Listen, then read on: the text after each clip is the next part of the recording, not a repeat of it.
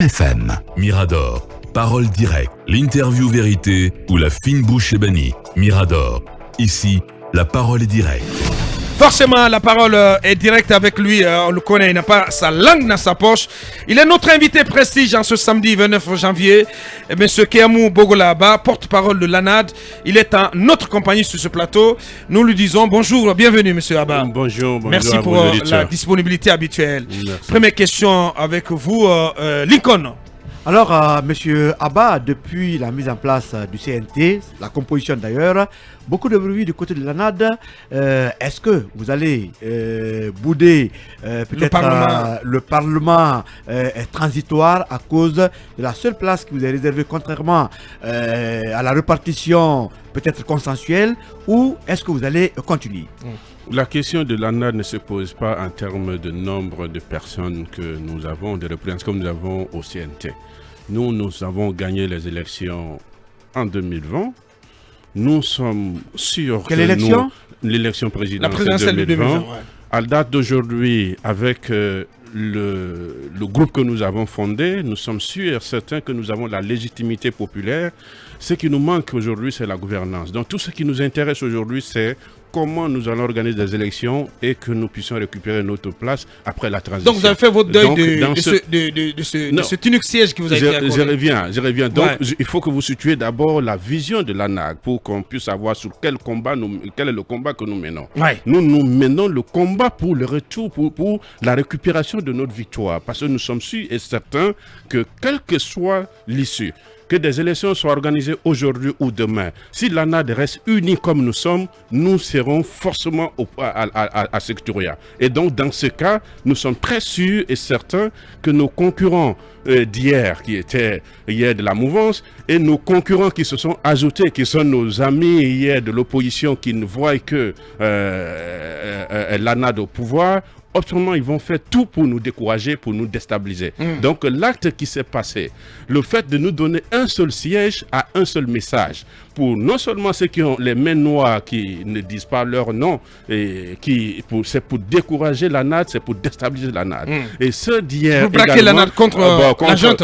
Non, même pas contre la junte. Déjà pour créer des tensions entre vous et la junte. Parce que le fait d'abord d'éliminer la candidature de l'UGDD, ça ne se comprend pas. Moi, Kéamou Bogolaba, que vous connaissez, par rapport c'est mon parti, c'est le parti que j'ai fondé personnellement. Et donc, je suis le premier président. Et nous sommes maintenant au troisième président. Et c'est le parti dans lequel je milite. Imaginez que, et nous avons passé à toutes les élections dans ce pays-là. Imaginez que on nous dit, et tous les militants de l'UGDD, mais monsieur Kéamou Bogolaba, tous les jours, on te voit défendre Mortudus, aller en prison, faire tout ce que tu peux, mais regardez, vous n'avez rien eu. Alors, qu'est-ce qui va se passer? L'UPG de Jean-Marie Doré, qui est un parti historique de ce pays, qui a été un premier ministre, et vous connaissez l'engagement de Jacques Bonimi, et qui a été un grand cadre de la CENI, qu'on le dise, écoute, monsieur UPG, vous n'avez rien. Alors, pourquoi vous êtes là-bas? Voilà le message. Donc, ceci d'abord, à l'intérieur de l'ANAD, ça peut créer, évidemment, des frustrations pour déstabiliser l'organisation. Donc, on veut vous opposer à l'UFDG, c'est ça? Il veut nous opposer entre nous d'abord, pour nous dire que nous avons fait le mauvais choix de créer l'ANAD. Ça, c'est le premier message que nous avons perçu. Bien. Le deuxième message, c'est pour nous opposer naturellement au CNRD. Pour nous, depuis le 5, nous avons dit le CNRD vient compléter le travail que nous avons commencé. Et notre soutien au CNRD est inconditionnel, nous l'avons dit. Pourquoi? Parce que si le CNRD échoue, si cette transition échoue, ça veut dire que nous sommes allés en prison pour rien. Ça veut dire que nos militants sont morts pour rien. Ça veut dire que cette lutte que nous avons menée, c'est pour rien. Alors, donc, dans ce cas, ils veulent donc nous dire, évidemment, oh, voilà, vous soutenez le CNRD est contre vous. Voilà les deux messages que cela nous passe. Le troisième message, c'est par rapport au ministère de l'administration du territoire, qui nous dit, moi, je veux prendre l'organisation des élections en main parce que maintenant, nous sommes dans une transition. L'administration est neutre et hier, l'administration n'était pas neutre. C'est pourquoi on a créé la CENI. Évidemment, il a posé les problèmes des gestions financières qui n'ont rien à voir sur la logique de la création de la CENI. Parce que c'est le manque de confiance entre les acteurs qui a créé naître la CENI. Ouais. Alors, maintenant, ce ministre, il passe un message clair que je ne suis pas neutre. le ministère et ses équipes, je ne suis pas neutre. Parce que vous ne pouvez pas comprendre pour quelle raison vous dites que le RPG, qui ne devrait même pas être autour de cette table, parce que nous, dans notre mémorandum, le RPG ne devait pas se retrouver au CNT. À cause déjà du rôle qu'ils ont joué contre la constitution de ce pays, en fonction des lois de la CEDEAO, le RPG devrait être sanctionné au moins. Devrait être écarté. Consensuellement, vous avez laissé les places. Non, mais attendez, ce que vous dites est très grave. Non, ce n'est pas grave, nous l'avons dit. Mais c'est un parti légalement constitué. C'est pas parce que le RPG est comptable de la forfaiture du 3e mandat que ce parti ne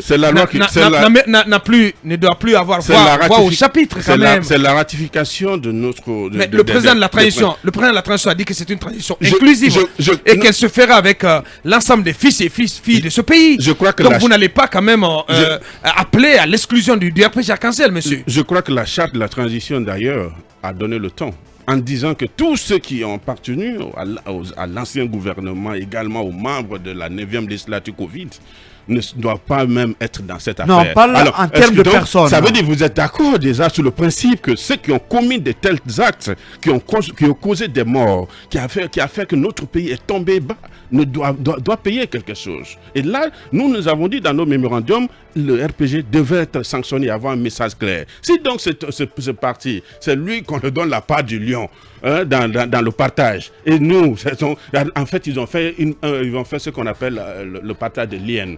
L'IN a organisé une cérémonie une fois et puis il a divisé les parts en deux. Il dit l'un c'est pour l'organisateur du funérail, l'autre c'est pour celui qui reçoit l'étranger. Et après, la troisième part, il dit oui, celui qui va être le premier à toucher la chose. Donc, finalement, on fait tout, il gagne tous les 3 parts. Parce que c'est lui qui a perdu sa mère, c'est ce que les gars nous ont fait. Donc, nous, aujourd'hui, nous pensons que la part du lion ne doit pas revenir au projet. Attendez, que cherche le CNRD, que cherche le ministre de l'administration du territoire en favorisant, comme vous le dites, le RPG, l'ancien parti? Non, c'est là que nous avons même compris qu'ils sont contre le Doumbouya. Parce qu'aujourd'hui, ceux qui l'ont fait, pris cette décision, ont vraiment fait contre le colonel Doumbouya. Parce que le soutien politique... Mais c'est pas le discours qu'on entend. Je suis très d'accord. C'est pas le discours qu'on entend, parce que si vous avez lu le compte rendu du Conseil des ministres, il est dit que... le président a félicité. Donc, en tout cas, a dit que c'est félicité de la mise en place, de la nomination des membres du CNT, sur la base d'un travail fait par le CNRD. Il a d'ailleurs remercié l'ensemble un arbitrage fait par le CNRD sur un travail effectué par le MAT. Donc la décision finale, elle a été prise par le CNRD, pas par le ministre Mori Kondé. C'est là il faut voir la maturité du colonel Doumbouya, parce que il a bien soutenu son ministre. Ça, c'est ce que ça veut dire.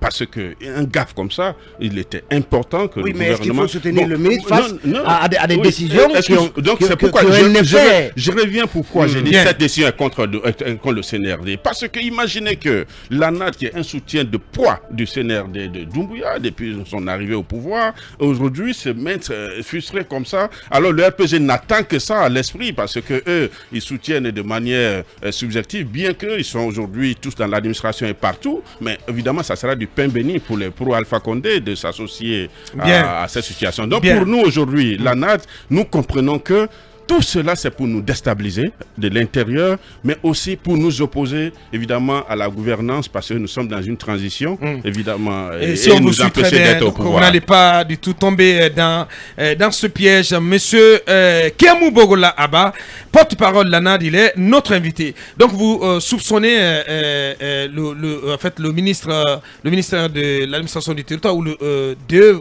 vous tendre un piège pour donc vous braquer contre...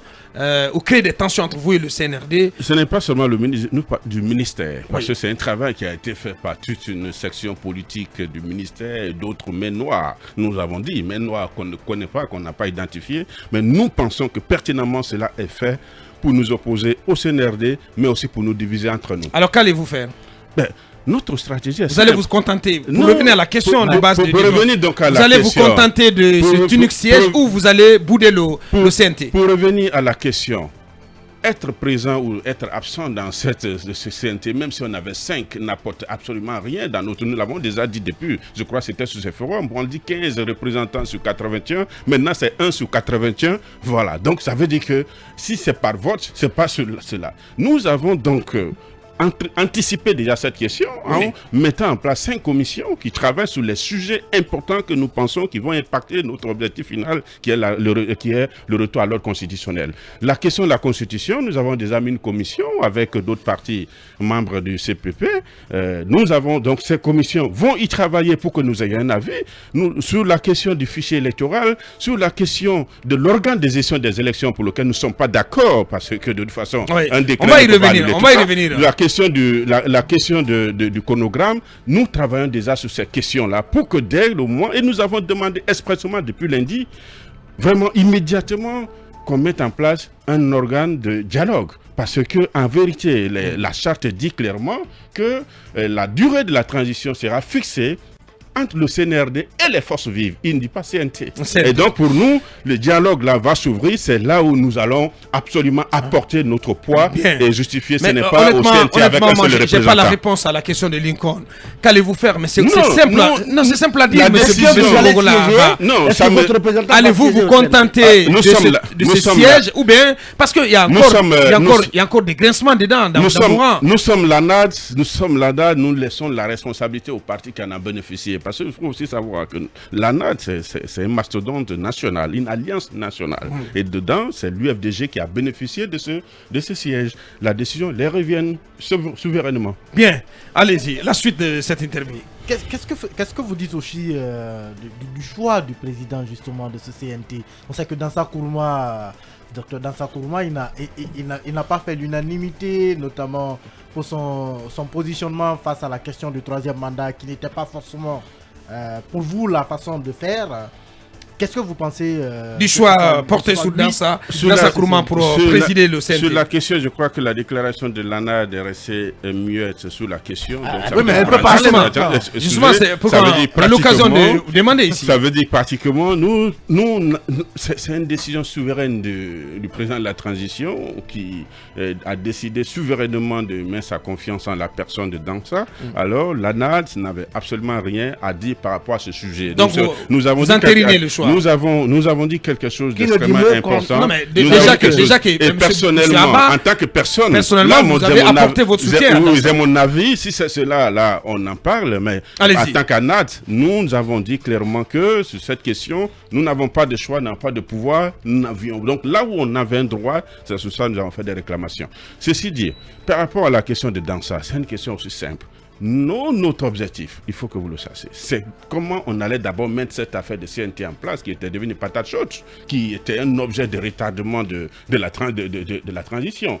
Parce que, et si le fait que la question du choix du président devait être un obstacle pour qu'on avance, mais évidemment, celui qui avait la faveur du président, il fallait le soutenir. J'ai soutenu mon cher ami et ça a accéléré certainement le processus, je ne sais pas. De l'autre côté, Dansa Kourma, qu'on veut ou non, quel que soit tout ce qu'on est en train de dire, dans cette CNT que vous voyez, sa composition aussi hétéroclite, ça ne sera pas par vote qu'on va faire imposer les décisions, ça sera par négociation. Et cette négociation-là demande d'avoir un président qui est au moins un peu filin. Et je crois que Dansa a cette capacité de parler à l'ancienne opposition et à l'ancienne mouvance. Il est introduit, il a fait plus de 20 ans, je le connais depuis 1996 à l'université. Il connaît tous les acteurs, il sait aller la nuit ou le jour sur X ou Y. Et donc cette possibilité... C'est pas un soutien à un ami. C'est pas un soutien à un ami, parce que vous le connaissez depuis l'université. Ce n'est pas seulement cela, je connais Fonike Mengue, je connais d'autres personnes, je connais Soraya Keita, avec qui j'ai assez de lutte. Maître Traoré a été mon avocat, qui m'a libéré de prison. Donc, je connais beaucoup d'autres personnes, mais il faut être objectif dans cette affaire. Dansa est la personne la mieux placée. Et de toute façon, il a la confiance du chef de l'État, c'est extrêmement important, parce que sinon, si on me mettait là-bas, peut-être que le lendemain, quelle que soit la décision, on lui a dit que attendons au moins mois, on va tourner sur 4 mois, 3 mois à cause du CNT. Mais maintenant, là, dans ça, il a toute la responsabilité d'avoir le consensus au niveau du CNT et de le faire vendre au CNRD. Ça peut accélérer le processus. Bien, le temps pour notre invité, parce que franchement, un peu de perturbation du courant dans ce studio. Le temps pour lui donc de s'essuyer le visage. On va faire lecture de quelques réactions dans cette émission avec Ibrahim Abba. Bonjour depuis Libreville. J'ai envie de dire à M. Sampil que ce concert aurait bien pu se passer avec les artistes locaux pour bien passer le message en langue locale, Soussou et Peul. Que je sache, Tiken et Sidiki ne parlent pas Soussou. Et cette réaction de Nondi Tigui, cet organisateur vous cache les vraies causes de ces deux concerts. C'est du camouflage, tout simplement. C'est un bon soutien déguisé. C'est un soutien déguisé au CNRD. Et pour aller plus loin, c'est les RPGistes qui sont derrière tout ça. Les toxiques à l'état pur. Et puis, Guinée Consciente sur Facebook. Bonjour Abouakar, la jeunesse consciente dit à ce monsieur d'arrêter de vouloir nous berner. Nous allons plus soutenir ce populisme. Un concert ne peut remplacer une justice. Monsieur Sampil pense qu'il est plus intelligent que tout le monde, qu'il se détrompe à cette allure. Les mêmes qui ont conduit Alpha Condé à cette catastrophe sont autour de Doumbouya. Mamadou Oulé de Lelouma. Allez, continue l'interview avec vous, Talibé Marie. Alors, à vous entendre parler, les adversaires, pour ne pas dire les ennemis de l'ANAD, c'est à la fois au niveau du ministère de l'administration du territoire, mais aussi au niveau de vos compagnons politiques. Parce que on vous a entendu dire que ceux-là vous veulent, certains de ces acteurs politiques actuels vous veulent du mal.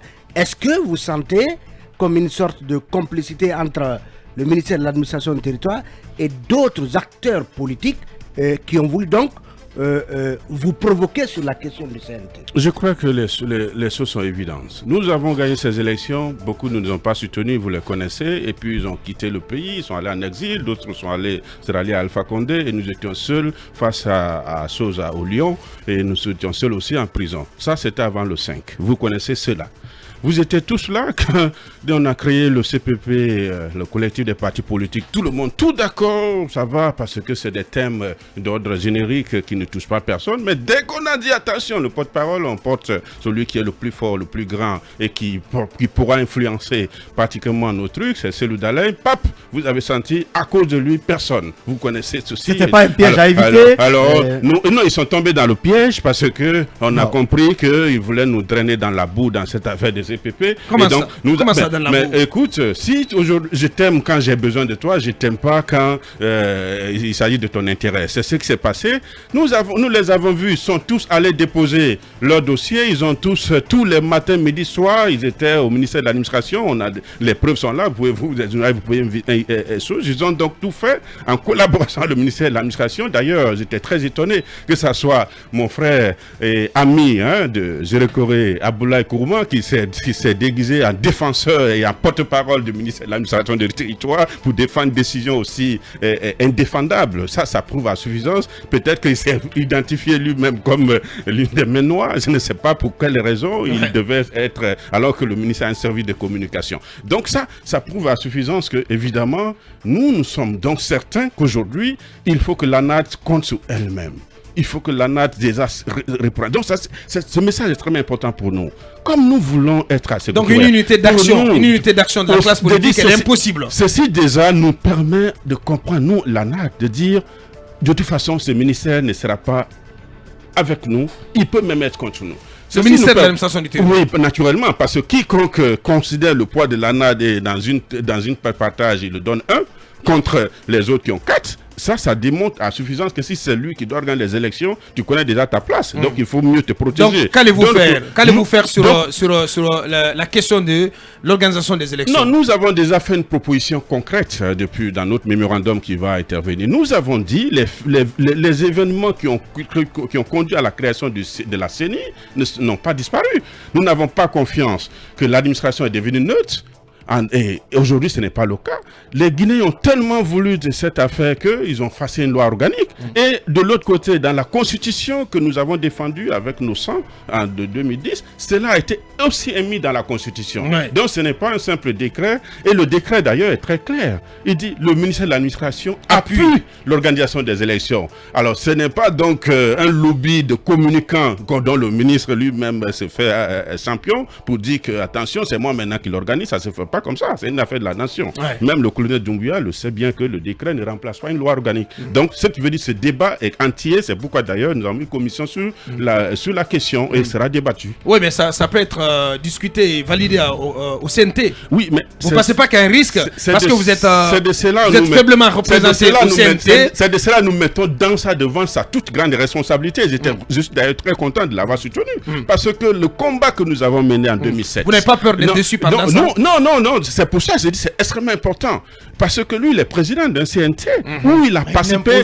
Attention, il a participé à la lutte qui a conduit à ce que nous faisons cette question de CENI, à la lutte que nous avons menée en 2007. Et, nous avons créé le NFD ensemble, nous avons créé le CUNOX ensemble. Ouais. Il connaît la lutte que nous avons menée. Mais honnêtement, moi, quand je vous entends parler, monsieur Abba, même je pense qu'il faut être sur vos gardes. Il faut être sur vos gardes parce que ce qui risque de se passer, Talibé, ce qui risque de se passer, pas plus tard qu'en début de semaine, nous parlions d'une possible mainmise du CNRD sur le CNT. Donc, vous disiez tantôt que ce n'est pas un simple décret qui peut remplacer une loi organique, mais c'est bien possible que cela soit confirmé lors des débats du CNT. Vous ne pensez pas qu'il y a un risque qu'au niveau du CNT, finalement, on avalise le fait que c'est désormais le MATD, mais pas un autre organe qui organisera les prochaines élections. Le risque existe. C'est d'ailleurs pourquoi vous devez comprendre quelque chose. Ce consensus-là, je crois, le président Selou l'a dit. Il dit, si aujourd'hui nous avons la légitimité au niveau du CNRD, c'est parce que la population a soutenu. Si aujourd'hui la légitimité sera au niveau du CNT, c'est quand nous allons soutenir. Et nous aujourd'hui, nous savons que nous avons la majorité des citoyens avec nous. Et donc la vérité, c'est que si le CNT prend des décisions qui vont contre l'intérêt de la nation, évidemment, ça ne passera pas. Réagir. Ça ne passera pas au niveau de la nation. Oui, absolument. Vous allez réagir. Parce que de toute façon, nous ne parlons pas en notre compte. Nous parlons au nom des citoyens qui ont choisi la NAD. C'est pour ça que nous les défendons. Et donc, ça veut dire que si une décision est prise par le CNT, qui est un organe consensuel, plus ou moins, auquel, et d'ailleurs, donc 99% de la décision sont naturellement celles du CNRD, y compris sa création, sa composition. Donc, absolument, ça ira quand, évidemment, ça va dans l'intérêt de la nation. Si ce n'est pas dans l'intérêt de la NAD et de la nation, nous allons nous opposer. Bien. Peut-être avant de donner la parole à Koumba, sur la question de la durée de la transition, vous rappeliez tantôt l'article 77 de la charte. Alors, dites-nous clairement votre propos ce matin de dire que, puisque la charte ne dit pas que la durée de la transition sera déterminée au CNT, donc vous réclamez et ce cadre de dialogue où le CNRD et les forces vives devraient se retrouver pour statuer sur cette question. C'est ça la vérité. La vérité, la charte dit, c'est forces vives, la charte et le CNT ne reprennent pas les forces vives. Donc, ça veut dire clairement, et depuis le début, nous avons réclamé que ce dialogue ait lieu, et sinon le CNT qui aura la même durée de vie que la transition ne peut pas lui-même, il y a d'ailleurs même un conflit d'intérêts. Parce que si tu demandes au CNT fixer une date qui correspond à votre durée de vie au pouvoir, ils vont se donner 10 ans. Bien, la suite avec vous, Akoumba. Écoutez, monsieur Aboubakar, vous avez compris maintenant quand je disais ce matin que dans ça c'est bunkérisé. Vous avez vu monsieur Bogola Abba, il est fier d'avoir soutenu dans sa démarche et j'imagine que si tous les leaders politiques étaient si honnêtes comme lui, il l'aurait déclaré publiquement parce que je suis sûr que dans ça a préparé son tapis avant de commencer la prière. J'ai d'abord une petite observation, monsieur Bogola Abba. J'ai lu un responsable de l'IFDG, dans les médias locaux bien sûr, qui disait, je cite, « On ne demande au ministère de l'administration du territoire qu'une organisation transparente des élections. » J'ai conclu personnellement, à part de cette lecture-là, qu'à l'IFDG, suivant les propos de ces responsables-là, qu'on a tirer les conclusions comme quoi c'est désormais au ministère de l'administration du territoire d'organiser les élections et que la question de l'organisation de l'organe de gestion électorale est enterrée. Mais à vous écouter, je vous ai entendu dire, et vous avez raison, que ce n'est pas un décret de remplacer les dispositions d'une loi organique. Et que de ce fait, la CENI étant créée par une loi organique, il serait bon qu'il y ait une discussion pour qu'il y ait un organe, soit pour qu'on respecte cette loi-là, ou si on veut la violer, peut-être qu'on la viole ensemble. Là, je vous interprète. Ce n'est pas votre propos. Est-ce que cela veut dire que l'ANAD, en tant qu'entité associative, n'est pas souvent en phase avec l'influenceur probablement principal qui est l'IFDG? Je crois que la question, elle est extrêmement importante. Ce que les gens, parce que le peuple de Guinée dans son ensemble confond l'UFDG à l'ANAD. Ouais. Alors que, je vous dis, l'UNAD a été créée avant. Et c'est l'annulation, l'invalidation de la candidature de l'UNAD, de Dr Jotomou, qui a conduit à l'entrée au sein de l'UNAD, qui devrait absolument travailler pour qu'on crée quelque chose, une alliance politique qu'on appelle l'ANAD. Donc ça veut dire que, si on veut le dire, l'ANAD est plus vieux que... Naturellement, l'ANAD a été créée avant naturellement que l'UFDG n'y adhère. Donc, c'est l'un des derniers adhérents de l'organisation. Donc, il faut que vous sachiez le faire. Si vous avez aussi la stratégie, donc, chaque parti a sa stratégie. Mais la communication de Dr Fodé Oussou, je crois que c'est de lui que vous parlez, je crois que vous l'avez peut-être mal interprété. Sûrement que vous n'avez pas bien vu. Ouais. Je crois qu'il ne dit pas que l'UFDG a approuvé le fait que c'est le ministère de l'administration du territoire qui organise les élections. Ce qu'il dit, c'est que de toute façon, il va donner un appui. Et quelque part d'appui, connaissant le rôle que le ministère de l'administration du territoire joue dans ce pays. Concernant déjà sa structure ou de la sous-préfecture, maintenant sont des militaires du CNRD qui sont pratiquement des sous-préfets, des maires, des préfets, des gouverneurs, ainsi de suite. Vous comprendrez que quel que soit l'organe qu'on va mettre en place, le ministère de l'administration du territoire va jouer aussi un grand rôle. Donc, en l'interprétant de la sorte, ça nous prouve à suffisance, évidemment, que le ministère va jouer un rôle. Donc, cela ne veut pas dire l'UFDG a approuvé cette décision. L'UFDG partage cette vision de l'ANAD qui est celle de mettre en place un organe mixte indépendant, mais avec naturellement la possibilité d'avoir des personnes intègres à son sein, dont le président qui doit être quelqu'un de choisi de manière sur le plan national. Bien, Monsieur Kéamou Bogola Abba, notre invité prestige, encore 20 minutes à passer en sa compagnie. Suivez l'émission Mirador avec les produits Armenti. Mayonnaise, lait, sardines, margarine. Armenti, numéro 1 en Guinée. Mirador, la plus grande tribune politique de la Guinée. L'habitacle de la pluralité des opinions. Mirador, le grand safari de l'investigation journalistique. Aboubacar Diallo. Quelques réactions de nos auditeurs via différents canaux avant d'entamer la deuxième partie de cette émission. Djoumé Diakité, bonjour le faiseur de roi. Je souhaiterais demander à M. Bogola Abba, qu'en est-il des domaines de Kansoya où sa société immobilière est prête à construire des logements sociaux? Nous on l'apprend, où nous en sommes avec le dédommagement des coutumiers. Mais ça on ne savait pas que M. Bogola était sur un projet de logements sociaux du côté de Kansoya. On y va avec cet autre. Bonjour Titi à toute l'équipe de Mirador. C'est Lansana Zidane Camara, génération alphaïste convaincue. Titi, c'est seuls les politiques guinéens qui apprécient un coup d'État, donc ils n'ont qu'à se contenter de ce qu'ils ont eu. Bravo le CNRD. On y va avec cet autre. C'est pas moi, précise-le. Donc, ouais, on a compris. C'est pas vous, doyen Djambaldé. On y va avec Youssef Kabaye. Réaction donc du côté du PDN. L'axe étant exclusivement acquis à la cause de l'UFDG ne peut être considéré comme un indicateur de mesure de la popularité des personnalités politiques. Ce serait de la manipulation d'opinion de vouloir nous faire croire le contraire. Perso, je pense que le colonel ne devrait pas chercher à être ovationné. Ce que nous attendons de lui, c'est le respect des engagements pris le 5 septembre et jour suivant, estime Youssef Kaba du PDN. On y va avec cet autre, c'est comment Tindila. Bonjour Titi, il faut voir les vraies images. L'euphorie ne peut pas être comme les premières heures de la prise du pouvoir, mais il a été acclamé par une foule vive. Le CNRD. Allez, c'est tout ce qu'on pouvait dire. Donc, 2 dernières réactions avant donc, de déclencher la dernière partie de cette émission. Ibrahim Adalen, Diallo, bonjour le grand Mirador et à tous les fidèles auditeurs de Film FM. Bonjour à toute l'équipe, particulièrement à M. Akoumba Diallo, l'infatigable chercheur. C'est Dalen Ibrahim Diallo. Depuis, malheureusement, le message n'est pas venu au complet. Et le tout dernier, on s'arrête là-dessus. C'est Denilson. Un concert de paix est toujours à saluer. Alors, merci à Sampil pour ce grand concert.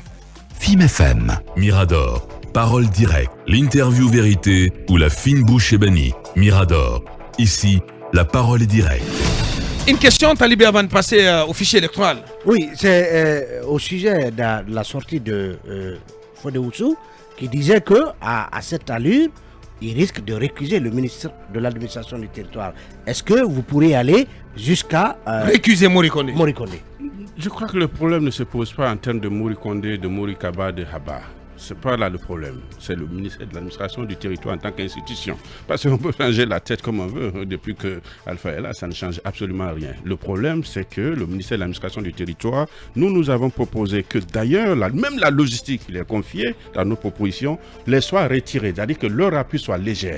Absolument, qu'ils assurent qu'ils ne soient vraiment ni de près ni de loin associé avec un pouvoir de changement. Nous avons même demandé à ce que nous puissions, à partir des lieux d'élection, les résultats puissent partir en direct, comme on l'a convient le logiciel en place, pour bypasser toute leur influence sur le processus électoral. C'est ça la lutte que nous allons mener. Donc vous plaidez pour le maintien de la CENI? Nous aujourd'hui... Non, je pose la question. Oui, naturellement, nous avons demandé... pour le maintien de la CENI? Nous avons demandé... On ne plaide pas. Nous demandons voilà, c'est déjà une loi. Le respect de la loi. Nous demandons qu'une CENI neutre et mixte qui peut permettre d'organiser des élections. Un arbitre, c'est un arbitre. Vraiment, c'est la vérité. Les élections ne doivent pas devenir un événement dans un pays. Au Ghana, c'est 3 personnes. C'est une question d'intégrité des personnes. Vous avez Dr Ousmane Kaba qui ne se situe pas sur la même, forcément la même longueur d'onde. Donc vous, qui dans ce studio a dit qu'il ne regretterait pas une disparition de la CENI, qu'il estime avoir été l'institution la plus corrompue, en tout cas qui aurait joué contre beaucoup de compétiteurs, y compris lui-même. Il estime que la fraude dont il a été victime a été une fraude à grande échelle et du fait justement de l'action de la CENI. Est-ce que vous le comprenez? Lui qui pense que si la CENI devait disparaître, qu'il n'aurait aucun regret, il ne serait pas contre que les élections à venir soient organisées tout simplement par le MATD. Donc c'est son avis, mais il faut que les Guinéens séparent 2 choses. Quelle que soit l'institution que vous allez mettre en place, si vous avez des personnes qui ne sont pas intègres, notre pays n'est pas sorti de l'ornière. C'est pourquoi d'ailleurs, la décision la plus importante que le CNRD pris dans notre avis, c'est l'affaire de la CRIEF. Parce que tout le problème de la Guinée se trouve là. La fraude, la malhonnêteté, tout ce qui doit être fait, les Guinéens voient à l'envers. Et ça, c'est grave pour un pays. Donc, le problème n'est pas, monsieur, une question, la gestion financière de la CENI qui est reprochée. On résout ce problème de gestion à part. Un problème de gestion, c'est géré par un problème de gestion. Mais l'intégrité des personnes qui doivent y être, même si c'est 2 personnes, le Burkina avait 18, avait moins de 18 personnes, je dis le Ghana 3 personnes.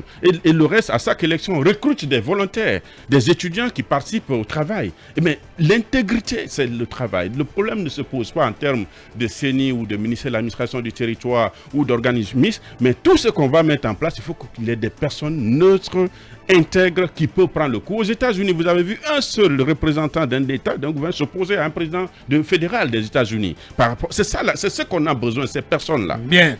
On va parler à présent du fichier électoral avec vos cabinets. Mais avant, si on part sur votre logique, ça veut donc dire qu'on peut garder le ministère de l'administration du territoire, quitte à y envoyer des gens intègres et compétents. Nous n'avons pas... Je vous ai dit que le ministère de l'administration du territoire, c'est de la sous-préfecture jusqu'au niveau du ministre là-bas. Donc, ça veut dire qu'aujourd'hui, je ne peux pas vous confirmer qu'à moins d'une période de transition, on peut rendre cette organisation neutre. C'est pourquoi nous avons dit nous ne sommes pas arrivés là-bas pour le moment. Nous n'avons qu'une preuve. Et l'évidence qu'on a dans cette question, c'est que le ministère vient de montrer une fois de plus pour un sujet aussi simple de la désignation de trucs où la classe politique, même lui-même a reconnu le poids de l'ANAD et le ministère dit autre chose. Donc ça veut dire que forcément on n'a pas encore atteint ce niveau de neutralité pour qu'on les confie l'arbitrage des élections. Alors au dernier Conseil des ministres, il a été donc décidé qu'il y aurait un recensement général de la population.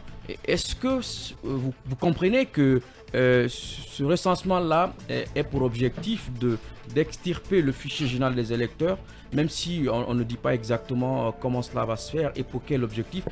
Qu'est-ce que vous en pensez? Est-ce que vous pensez aujourd'hui pour le bien de nos auditeurs, il faut qu'on comprenne ce que c'est un recensement général. Ça veut dire on ira de famille en famille, de maison en maison. Monsieur Abba, tu es père de famille, qui sont tes enfants? On prend tout le monde, ma religion, ainsi de suite, toutes les données liées à ma famille, et on fera ça pour tous les ménages du pays. Ouais. Donc voilà ce que ça veut dire. Donc, ça rallonge la transition. Donc d'abord, vous comprenez que c'est pour la collecte de ces données, c'est du travail.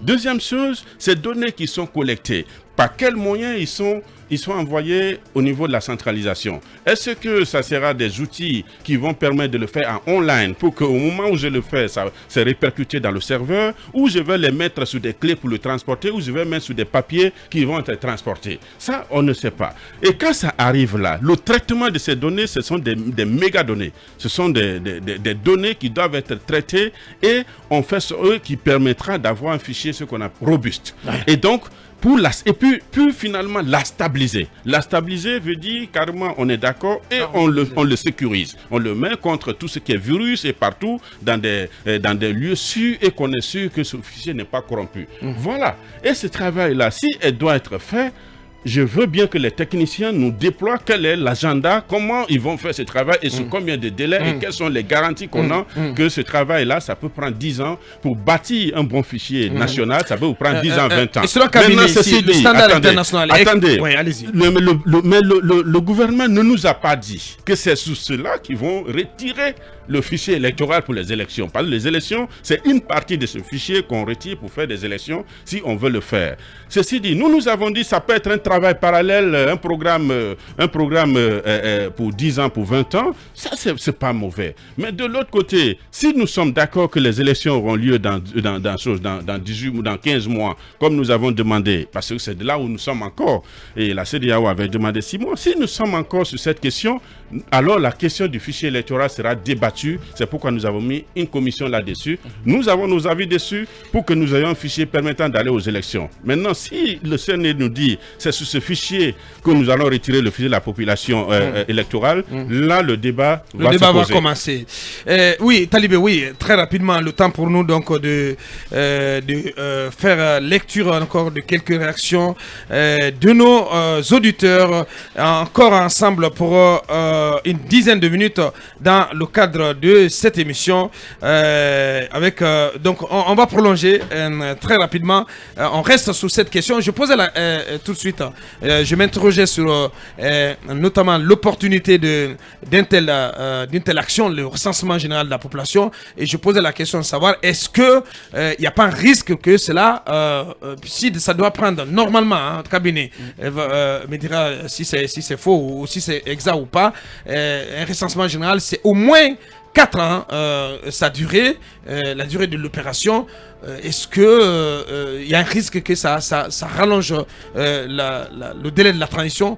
Est-ce que vous en êtes inquiet? Non, cette question est importante. Et puis il y a aussi l'opportunité de faire ça pendant une transition. Pendant une période de transition. Le recensement général de la population se fait tous les 10 ans. Le prochain était prévu en 2024. Parce que le dernier, il a eu lieu en 2014. Ouais. Je dis ce que je voulais dire. Il faut que les Guinéens comprennent cette question. Pendant la transition ne veut pas dire qu'on ne fait rien pour le pays. Donc, faire un fichier de la population fait partie d'un programme normal pour une nation. Donc, ce n'est pas quelque chose de mauvais. C'est la même chose, la question que vous avez posée. Il y a des méga projets aujourd'hui que nous sommes. Moi, je suis en train de pousser un projet pour la création d'une nouvelle ville, où il y aura un stock exchange. Kansoya et le client vous en parlait. C'est un projet de milliards de dollars qu'on est en train de faire la promotion. On va le faire au niveau international. Avec vos sociétés avec vos sociétés immobilières. Non. Mais si, on est transparent quand même. On aura ce débat. Non, mais quand même, si vous êtes transparent. Vous vous battez aujourd'hui pour... Il y a beaucoup d'autres projets.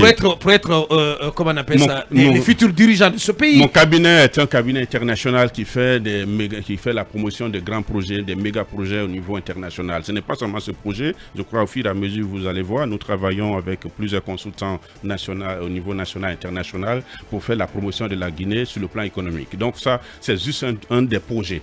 Il y a beaucoup d'autres on aura l'occasion peut-être dans un débat spécial pour parler de ces grands projets. Donc ces projets-là, vous ne pouvez pas dire c'est parce que nous sommes en transition qu'on ne lance pas les méga projets. Et ce méga pour l'autre, c'est un méga projet aussi le truc. Donc ceci dit, je veux juste que le CNRD qui a été très bien, qui a été très intelligent pour dire c'est pour les politiques publiques. Ils n'ont pas dit pour les élections. Ça c'est clair. Ça, pour le moment, nous considérons que on ne fait pas ce travail pour les élections à venir qui dans cette transition. Mais il peut commencer s'il y a le financement et le travail ça peut prendre 10 ans, 20 ans, ça peut commencer. Ceci dit, donc on attend jusqu'à ce qu'on nous dise que c'est ce travail qui va donner le fichier et que si ce n'est pas fini, on n'aura pas les élections. Pour le moment, ce n'est pas dit.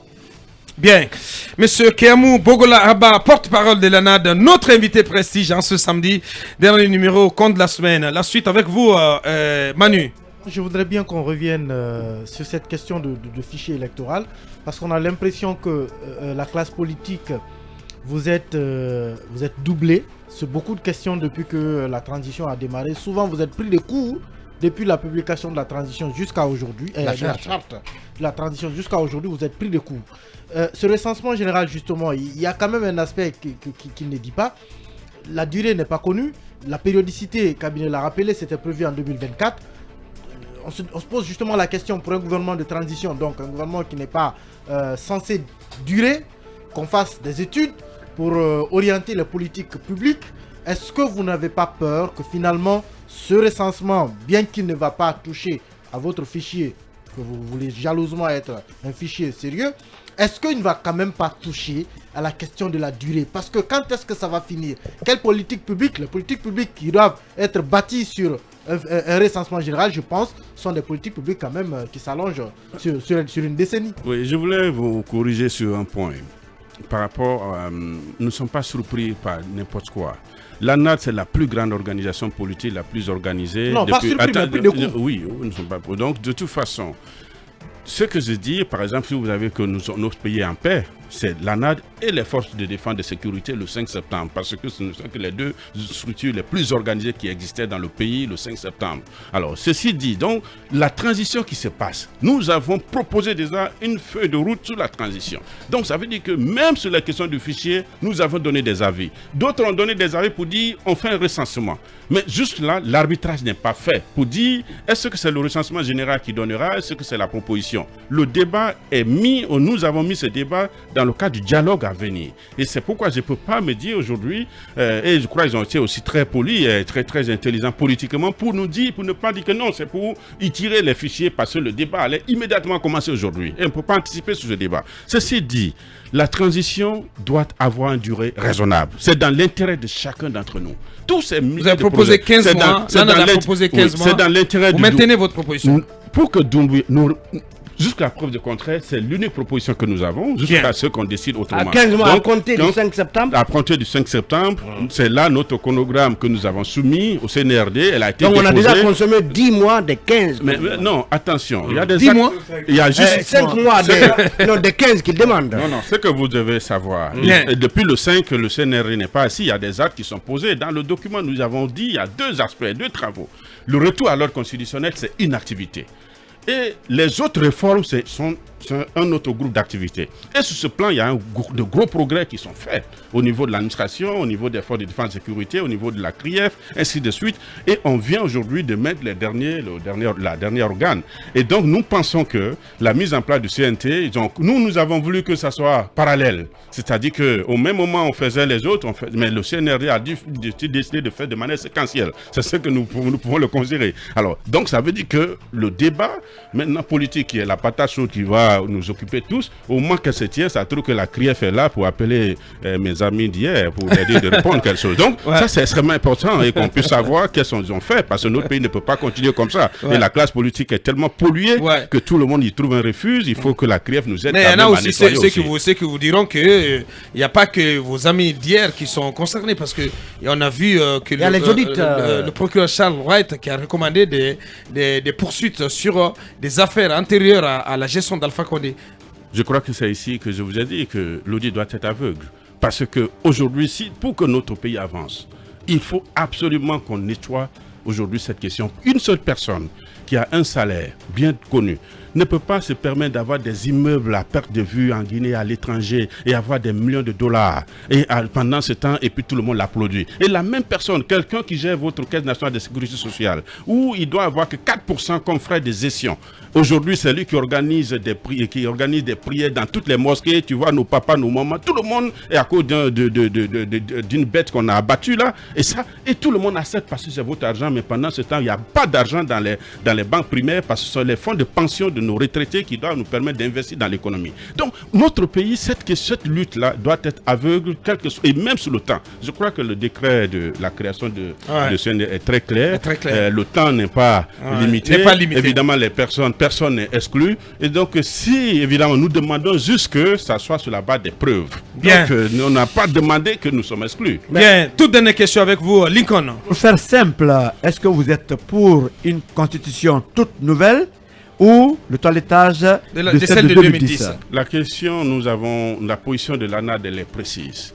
Les Guinéens se sont battus pour que nous ayons la constitution de 2010. Et après cela, les Guinéens se sont battus, beaucoup sont morts pour la défendre. Donc pour nous aujourd'hui, elle doit être la base de notre travail. C'est cette constitution qu'il faut rappeler. Et maintenant, s'il y a des modifications à apporter, on apporte ces amendements là-dessus parce qu'on nous ne sommes pas un pays qui vient de naître ex nihilo. C'était tout, donc grand merci à vous, monsieur Keamou Bogolaba. Je vous remercie et je remercie vos auditeurs. Merci d'être venu débattre de la marche de la transition ce samedi donc en notre compagnie. Merci donc, je rappelle, M. Keamou Bogolaba, porte-parole de l'ANAD. Il était notre invité prestigieux ce samedi. Grand merci à tous les 5. Merci aussi à nos équipes en régie et à la transmission. Ibrahim Babin Diallo et Ibrahim Silla donc, qui a assuré la transmission donc, sur nos pages. Merci à tous vous qui nous avez suivis un peu partout à travers le monde. Merci de l'attention. Donc c'était le dernier numéro compte de la semaine. On se retrouve lundi, donc après-demain déjà, pour une nouvelle semaine. Derrière nous, c'est Planète Enfance avec Diarra Girassi et Mayamba. Et un peu plus tard, vous retrouvez la rédaction avec Maïmouna Asso aux commandes. Portez-vous bien, au revoir et bonne fin de semaine. Vous avez suivi l'émission La Grande Messe de l'investigation journalistique, la plus grande tribune politique de la Guinée, avec Aboubacar Diallo, Talibé Bari, Mohamed Mara, Mamadou Ri Diallo, Akoumba Diallo, Kabinet Fofana, Mohamed Kaba, Mamadou Diambaldé.